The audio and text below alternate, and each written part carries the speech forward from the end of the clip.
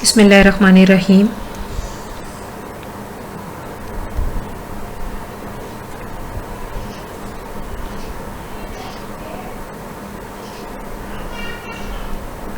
ला इलाहा इल्ला अंता सुब्हानका इन्नी कुन्तु मिनज़ ज़ालिमीन।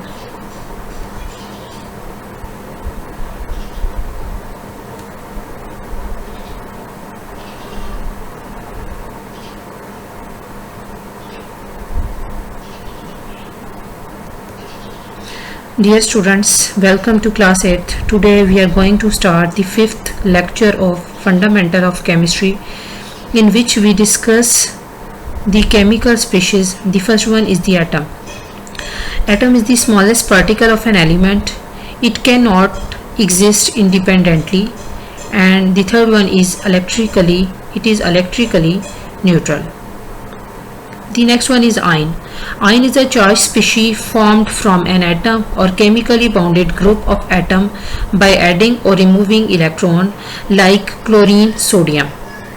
ठीक है, उन्होंने ये कहा है कि आयन हमारे पास एक चार्ज स्पीशी है। कौन से charges? Like positive charges, like negative charges. अब वो किस तरह से बनते हैं? जब भी या तो आपके पास क्या होगा, जब भी कोई जो है वो एटम या तो इलेक्ट्रॉन लॉस करेगा या फिर उसके रिजल्ट में इलेक्ट्रॉन गेन करेगा, तो रिजल्ट में हमारे पास जो आयन्स आएंगे उनको हम बोलते हैं जी रिजल्ट में हमारे पास जो एटम्स आएंगे उनको हम बोलेंगे जी आयन्स। ठीक है, उनके ऊपर आपके पास या तो पॉजिटिव चार्ज प्रेजेंट होगा या फिर नेगेटिव चार्ज प्रेजेंट होगा।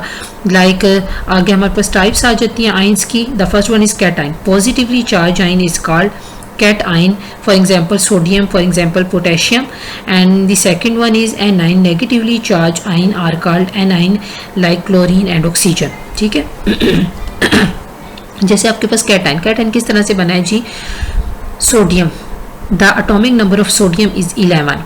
ठीक है, अब हमारे पास सोडियम का एटॉमिक नंबर क्या है जी? 11 है। तो इसकी फर्स्ट शेल में मैक्सिमम 2 इलेक्ट्रॉन्स आएंगे और सेकंड शेल में मैक्सिमम 8 इलेक्ट्रॉन्स आते हैं।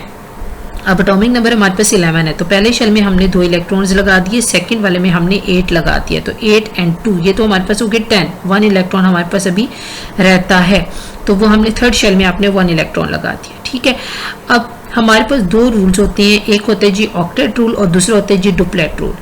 यानी कि जो है जो एटम्स होते हैं वो अपने लास्ट वाले शेल में या तो 8 इलेक्ट्रॉन्स रख सकते हैं या फिर 2 इलेक्ट्रॉन्स। ठीक है, और उनको जो है ताकि वो नोबल गैस कॉन्फ़िगरेशन जो वो अटेन कर सकें, ठीक है, ताकि वो स्टेबल हो सके इस वजह से।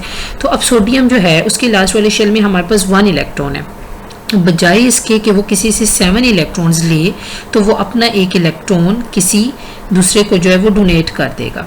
ज़्यादातर जो है मेटल्स में हमारे पास ये एबिलिटी होती है कि वो अपने लास्ट वाली शेल से इलेक्ट्रॉन को लॉस करते हैं। तो सोडियम भी हमारे पास मेटल है, तो सोडियम अपने लास्ट वाली शेल से इलेक्ट्रॉन को क्या कर देगा? लॉस कर देगा, ये किसी दूसरे को दे देगा नॉन मेटल को, जैसे क्लोरीन है। ठीक है, अब तो रिजल्ट में हमारे पास इसने 1 इलेक्ट्रॉन लॉस किया, तो हमारे पास सोडियम +1 चार्ज इस पे आ गया और हमने इसको कैटाइन का नाम दे दिया और इस पे पॉजिटिव चार्ज है, that's why we are called positively charge ion are called cation. The next one is anion. Negatively charged ion are called anion, for example chlorine and oxygen.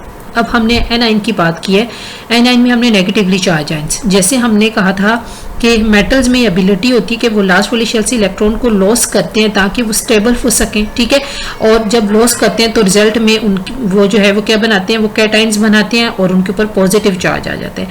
इसी तरह जो आपके पास एनाइंस हैं वो लास्ट वाले shell में electron को gain करते हैं, जो कि मेटल्स जो है वो लॉस कर चुके होते हैं वो उनको गेन करते हैं। ठीक है, जैसे क्लोरीन है, क्लोरीन का एटॉमिक नंबर हमारे पास 17 है, तो क्लोरीन के फर्स्ट शेल में 2 इलेक्ट्रॉन्स हैं, सेकंड वाले में 8 इलेक्ट्रॉन्स हैं और थर्ड वाले में 7 इलेक्ट्रॉन्स हैं। तो बजाय इसके कि ये 7 इलेक्ट्रॉन किसी को दे, तो ये 1 इलेक्ट्रॉन क्या कर देते हैं? गेन कर लेता है और रिजल्ट में इस पे जो है वो एनाइन बन जाता है। ठीक है, और इसी वजह से हमने कहा कि negatively charge ion is called A9. Chlorine 1 electron जो है वो क्या करे? गेन करे, तो हमने इसके ऊपर Cl जो है वो नेगेटिव लगा दिया है। ठीक है, तो ये हमने जो है वो कैटाइन्स पढ़े और साथ में हमने पढ़ लिए जी एनाइन्स। नेक्स्ट हमारे पास आ जाता है जी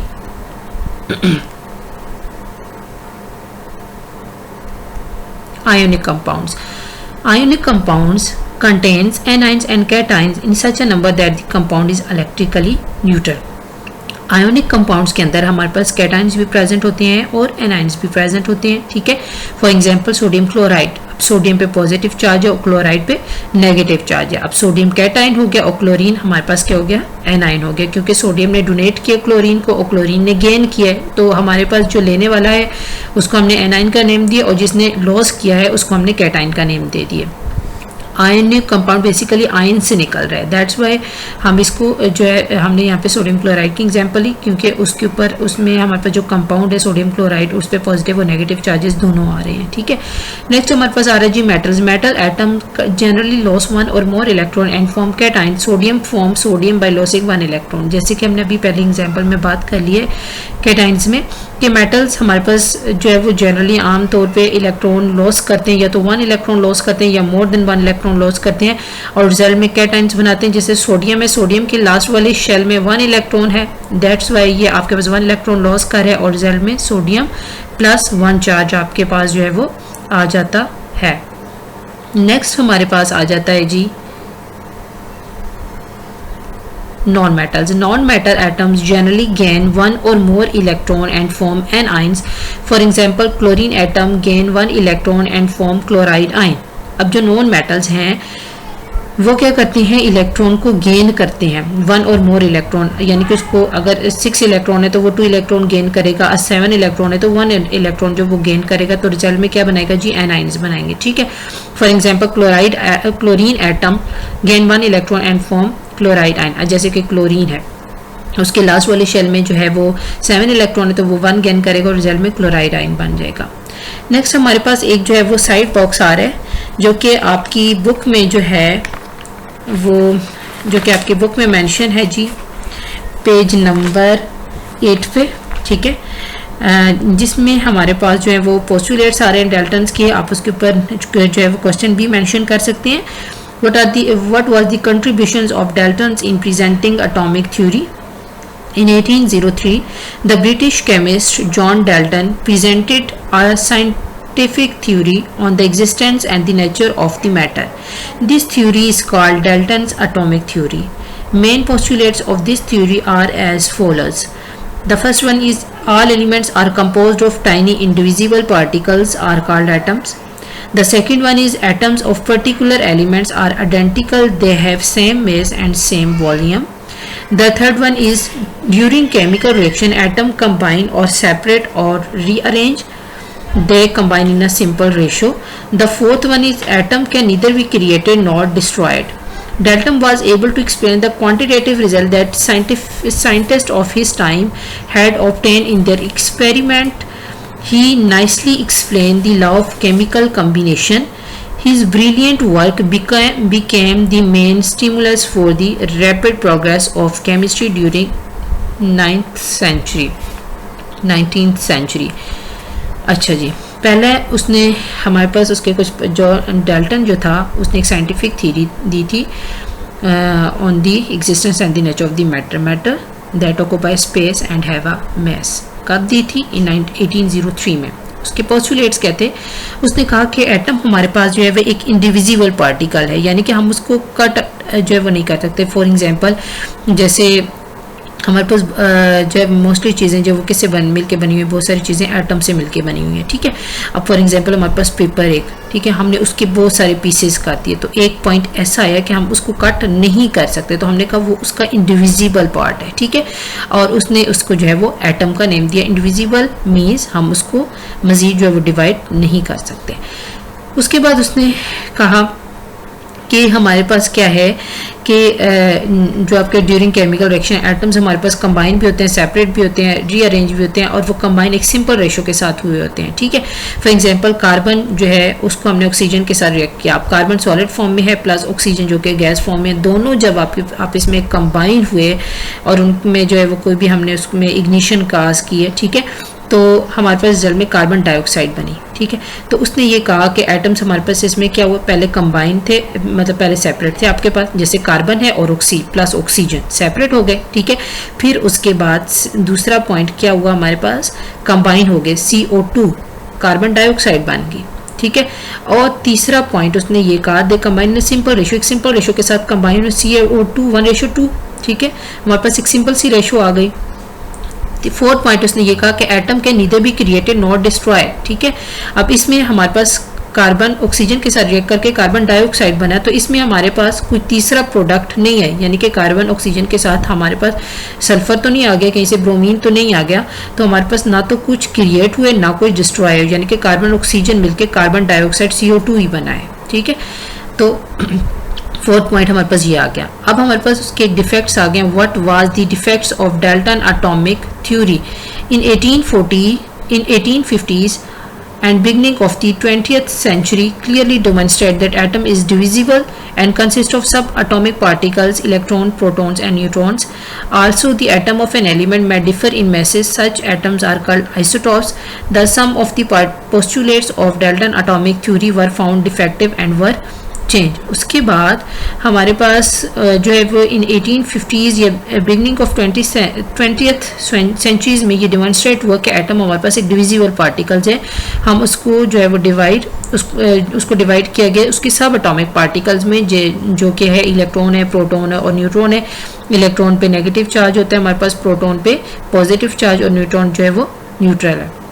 इसके अलावा उन्होंने ये भी कहा कि हमारे पास एटम जो है, जो एलिमेंट्स हैं उनके जो एटम्स हैं उनके मैसेज भी डिफरेंट है और उसने उसको आइसोटॉप्स का नेम दिया। आइसोटॉप्स क्या होता है? Isotopes same atomic number but different mass number. जैसे फॉर एग्जांपल कार्बन, अब कार्बन के हमारे पास 3 आइसोटॉप्स हैं, carbon 12, carbon 13, carbon 14। Atomic number तीनों का सेम है। कार्बन 1 भी आपके पास कार्बन 12, सेकंड भी कार्बन 12, थर्ड भी carbon 12, but the atomic mass of carbon is different. The first one is carbon 12 and the second one is carbon 13 and the fourth one is carbon 14, ठीक है। तो ये हमारे पास इसके जो है वो क्या आ गए थे, डिफेक्ट्स आ गए थे। नेक्स्ट हमारे पास आ जाते जी molecular ion. When a molecule lose or gain electrons the resulting species is called molecular ion. For example O2 when lose 1 electron it form O2 positive ion, but when it absorb 1 electron it form O2 negative ion. These ions are called molecular ion. अब उन्होंने कहा molecule जब आपके पास जो है वो जब molecules क्या करते हैं, इलेक्ट्रॉन लॉस करते हैं या इलेक्ट्रॉन गेन करते हैं, तो उनके रिजल्ट में जो आयंस बनते हैं उनको मॉलिक्यूलर आयंस कहते हैं, ठीक है। जैसे आपके पास O2 है, अब हमारे पास 2 एटम्स है O2 के, दोनों की कम्बिनेशन से मॉलिक्यूल बना है ना, तो 2 एटम्स है। एक ही भी जो है हमने लिख दिया फर्स्ट वाले शेल में 2 इलेक्ट्रॉन, सेकंड में वाले में भी 2 हैं, इस तरह दूसरे में भी आपके पास फर्स्ट में 2 और सेकंड में 2 हैं। तो अब अगर वो एक लॉस कर देगा, ठीक है, तो हमने पढ़ा था कि कैटाइंस में क्या होता है, कैटाइंस क्या करते हैं, इलेक्ट्रॉन लॉस करने की एबिलिटी रखते हैं, ठीक है। और वो 1 इलेक्ट्रॉन लॉस करेगा तो रिजल्ट में +1 चार्ज आएगा, 2 इलेक्ट्रॉन लॉस करेगा तो रिजल्ट में +2 चार्ज आएगा। इसी तरह अगर वो आपके पास जो है वो गेन करेंगे तो आपके पास एनाइन बन गया और negatively charge and is called A9. तो अगर वो 1 इलेक्ट्रॉन जो है वो गेन कर रहा है तो O2 नेगेटिव और 2 गेन करेगा तो 1 गेन करते O1 नेगेटिव और 2 करेगा तो O2 नेगेटिव। नेक्स्ट हमारे पास आ जाते हैं जी free radical. A free radical is an atom which has an unpaired electron and bear no electrical charge, ठीक है। अब फ्री रेडिकल क्या होते हैं, वो हमारे पास अनपेयर्ड इलेक्ट्रॉन्स होते हैं, यानी कि इलेक्ट्रॉन्स हमारे पास उसमें पेयर में मेंशन नहीं होते। जैसे आप हाइड्रोजन को देख सकते हैं, हाइड्रोजन के ऊपर ये जो डॉट से बेसिकली हम इसको डॉट से रिप्रेजेंट करते हैं। आप हाइड्रोजन के ऊपर ये आपको जो डॉट से नजर आ रहे हैं ना, ये बेसिकली इसके एटम्स को जो इसके इलेक्ट्रॉन्स को जो है वो रिप्रेजेंट कर रहा है, ठीक है। इस तरह ये क्लोरीन है, क्लोरीन में ये देखिए 1 2 3 4 5 6 7, तो ये आपके पास ये भी अनपेयर्ड है। अनपेयर्ड आपको पता है कि हमारे पास क्या होते हैं 1 3 5 7, ठीक है।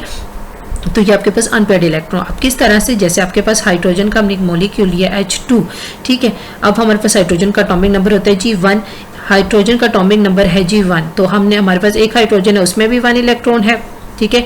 और इस तरह हम एक और हाइड्रोजन लें उसमें भी आपके पास 1 इलेक्ट्रॉन आ जाए, तो वो दोनों आपस में क्या कर देंगे, शेयरिंग कर लेंगे, ठीक है। अब ये वाला हाइड्रोजन जो है, ठीक है, अब इसका ये वाला इलेक्ट्रॉन जो दूसरा वाला हम अगर फॉर एग्जांपल लेंगे, आप इमेजिन करें, तो वो उसके शेल में ये अब दूसरा वाले का जो इलेक्ट्रॉन होगा वो इसमें भी रोटेट करेगा और उसमें भी करेगा, ठीक है। और ये वाला जो है इसका जो ये वाला उसके साथ शेयरिंग करेगा अपने इलेक्ट्रॉन की और वो वाला इसके साथ शेयरिंग करेगा, और जैसे अब ये इनके दरमियान में आपके पास एक बॉन्ड बन जाएगा, और जब इस बॉन्ड की ब्रेकेज हो जाएगी तो रिजल्ट में हमारे पास क्या बन जाएगा, जो है फ्री रेडिकल बन जाएगा, ठीक है। इस तरह क्लोरीन है तो इसके लास्ट वाले शेल में भी 7 इलेक्ट्रॉन्स आ रहे हैं, 1 जो है वो अनपेयर्ड है, तो हमने इसको भी फ्री रेडिकल का नेम दे दिया, ठीक है। अच्छा जी, नेक्स्ट हमारे पास आ जाता है difference between ion and free radical. ठीक है, the first one is the example of free radical and the second one is the example of ion. ठीक है, अब एग्जांपल हम देख लेते हैं। फ्री रेडिकल, ये तो हमने एग्जांपल दिया, अब हम डेफिनेशन की तरफ आते हैं। Free radical has an unpaired electron, so it has odd number of electron and free radical is N electrically neutral species. तो अभी हमने बात की कि फ्री रेडिकल हमारे पास इसमें नंबर ऑफ जो इलेक्ट्रॉन्स होते हैं वो अनपेयर्ड होते हैं या ऑड नंबर ऑफ इलेक्ट्रॉन्स होते हैं। The second one is the ion. Ion has even number of electrons, so it has no unpaired electron. Ion में हमारे पास नंबर ऑफ इलेक्ट्रॉन जो है वो इवन होते हैं। जैसे कि हमारे पास क्लोरीन है, उसके लास्ट वाली शेल में 7 इलेक्ट्रॉन थे, तो हमने उसको जो है वो फ्री रेडिकल का नेम दे दिया था। अब वो 1 इलेक्ट्रॉन गेन करेगा तो रिजल्ट में हमारे पास क्या बन जाएगा, इवन नंबर आ जाएंगे, 8 इलेक्ट्रॉन्स आ जाएंगे और उसमें अब हमारे पास कोई भी अनपेयर्ड इलेक्ट्रॉन नहीं है और हमने उसको नाम दे दिया जी इवन नंबर का। ठीक है, और हम अनपेयर्ड इलेक्ट्रॉन को जो है वो किससे रिप्रेजेंट करते हैं, हम जो है अनपेयर्ड इलेक्ट्रॉन को जो है वो रिप्रेजेंट करते हैं जी डॉट के साथ। डॉट से हमने इसको जो है वो रिप्रेजेंट कर